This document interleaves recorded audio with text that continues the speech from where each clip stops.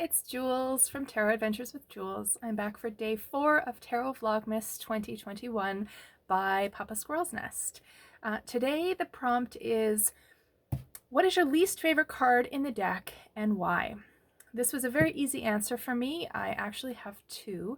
The first of which is a good old Emperor card. I know this is a card that a lot of people struggle with. I'm definitely not alone in this.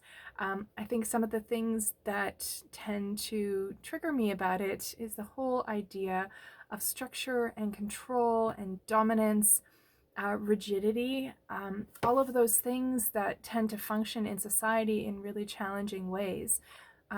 There tends to be kind of a top-down hierarchical power structure that often isn't taking the needs of all members of the community into account.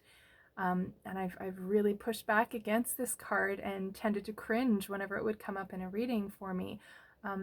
I took some time over the course of 2020 to try and rehabilitate my relationship with this card and gain a deeper understanding. One of the decks that I found really helpful with this is Charlie Claire Burgess's fabulous Fifth Spirit Tarot. I just love their depiction of the Emperor card here. It's not dominantly masculine in the same way that the Empress card is often referred to as feminine. Rather, this card depicts all areas of the spectrum of masculinity and femininity and brings them together in a really beautiful and harmonious way.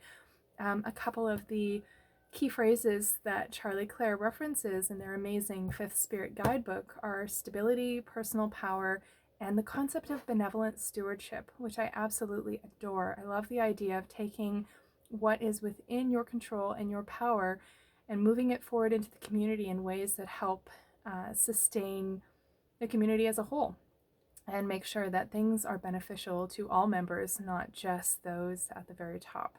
So yeah, thank you very much, Charlie Claire. This card has been fabulous in allowing me to rehabilitate my relationship with the Emperor.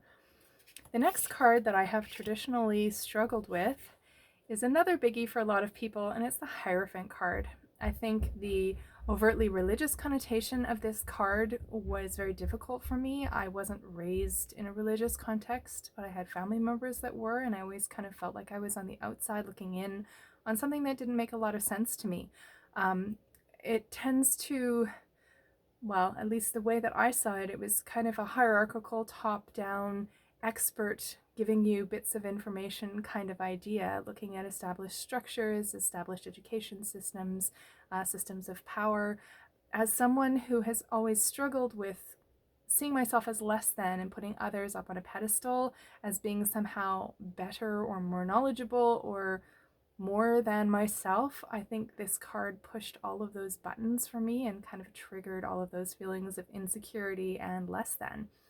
And again, thank you, Charlie Claire Burgess, for your beautiful Fifth Spirit Tarot, because the Hierophant card in this deck really helped rehabilitate my relationship with the Hierophant. I am a lifelong bookworm. I was bullied throughout school, and I found solace and refuge in the library. Books were my escape zone. I was able to make my way into beautiful new worlds that removed me from some of the experiences that I was having day to day in school, and yeah, really transported me into a magical realm. This card depicts Carla Hayden, who is the United States Librarian of Congress, and I love that idea of focusing on the Hierophant as someone who works in a library and helps with the transmission of knowledge and exchange of knowledge. One of the concepts that's really helped me with the Hierophant is looking at it not as that top-down, you know, I'm the expert and I'm going to teach you, but more as an exchange of knowledge. Like, how can we come together as a community and as individuals to transfer knowledge to each other as a more equal exchange where everyone accepts and opens themselves up to the possibility of having something to learn from someone else and being open to receiving that knowledge and giving what you can to others. I just love that idea of open exchange and book learning because that makes me so happy. Yeah, so I have gone from taking these more traditional interpretations and reworking them for myself into more current and updated and expansive interpretations of the cards, and this has made me really, really happy, and it's helped me, as I said many times in this video, rehabilitate my relationship with both of these cards.